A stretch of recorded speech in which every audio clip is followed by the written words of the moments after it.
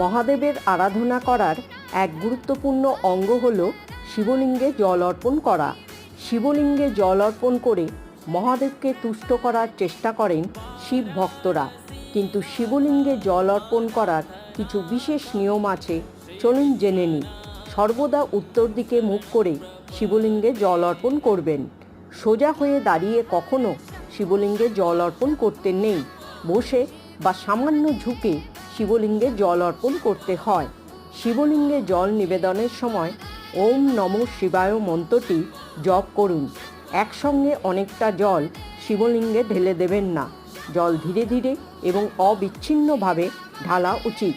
প্রথমে জলাধারীর ডান দিকে এবং তারপর বাম দিকে জল নিবেদন করবেন।